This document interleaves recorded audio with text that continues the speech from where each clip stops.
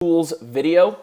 This is, I think this is our fourth video, and what you can see here is the Clash Raid Forecaster, basically, loot forecaster, I don't know what it's called. The website is clashofclansforecaster.com, or you can just Google Clash Forecaster or Raid Forecaster, something like that. It will pop up. This is a handy website for you farmers out there. And basically what it is it's a visual aid to help you see when the best time to get your raids in is. Now, a lot of people are worried about when to break their shield, when to do their attacks. I know the most recent update made a lot of changes with, you can attack while you're still under shield, blah, blah, blah.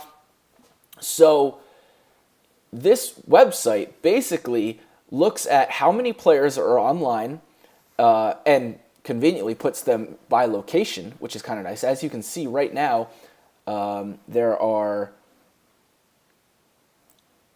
a ton of players online from, this isn't in order, I thought it would be, but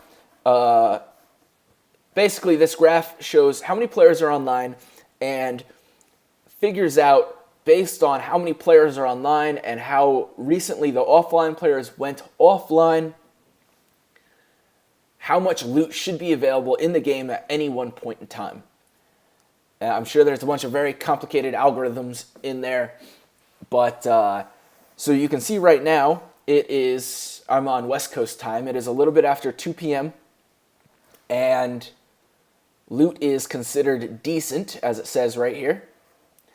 And the little farmer's forecast up here breaks it down into real simple terms. It'll continue for the next hour and 52 minutes. Loot will worsen slightly to be okay for about 23 minutes. In this 4 to 4:30-ish time, it gets a little bit worse. But then from 4:30 to 6:30, it gets pretty good. So it doesn't go quite that far into this farmer's forecast, but if we come back in an hour, it will. So for 23 minutes, it'll be decent again, about 2 hours and 14 minutes from now. Which is over here. But if you look at the graph, going from 5 to 7, it gets pretty good. So as you can see, players online is almost inverse of the loot available. Doesn't quite work that way, but you can see that the player base is going to increase up until about 4:30 or so. And right at the peak of the player base is when you're going to have the least amount of loot, which makes sense because you have more people online, so less loot available, and more people attacking, so less loot available. As these players start to taper off, again, this is a Saturday, so this isn't what your typical daytime graph is going to look like, but as this loot starts to taper off because people are either having TV time or dinner time or starting to go to bed or whatever, on the East Coast or in Europe, then loot's going to go up. If people sign offline, their shield is going to be deactivated and they're going to have a bunch of loot. And that loot's going to continue to go up as those collectors start building up, and it's going to stay that way until more players start coming online about 8 p.m. I'm wondering if that 8 p.m. is significant with when more of the Asian players start to get online. I'm not really sure. But as more players come on, loot tanks. It all makes sense. All right. So you have three graphs here. You have loot available, which is really the one you need to focus on, players online, and shielded players. Those two things dictate how much loot is available. Now, if you go down a little further, you'll see that it's broken down by region, how many players are on, whether they're shielded or attackable, and what the loot balance and percent of loot balance in the world is. I do find it funny that right now there are... Oh, I guess this makes sense because it's probably the middle of the night in Iran right now. So there's 167,000 players online and 5.3 million players offline. 4.6 of those are shielded, but there's 800,000 players who are attackable.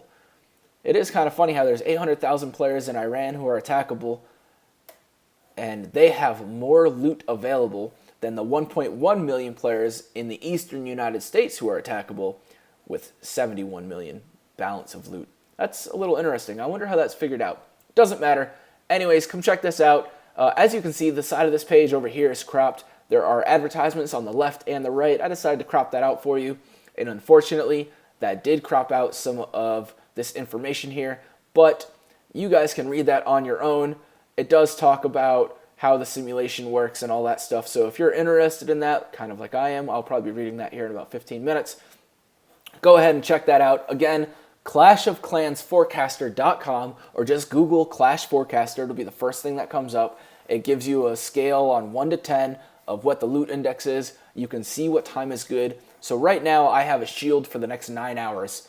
And if I want to wait and figure out when the best time to loot is, I'm going to go ahead and I'm going to wait until about 5 o'clock my time. And then I might sit down and watch some TV and raid on and off for a couple of hours. And then probably, 7:30, 8 o'clock would be a good time to call it quits. As you can see, around that time, there'll be a lot of players on, so I'll be more likely to get attacked quickly, which is good. Get my shield to last me through the night when loot gets really bad. I don't want to have a bunch of collectors going on there. So, yeah, check it out. Pretty self-explanatory tool. Very user-friendly, and it can really help you raid more effectively. So, that is that. I guess we'll call that there. Our next video is going to be, instead of a farming-based video, it's going to be a war-based video. We're going to talk about Skitch, and that's it. All right, good talk. All right, we're going to catch you guys later, and I hope you enjoyed this. Good luck out there, and keep clashing.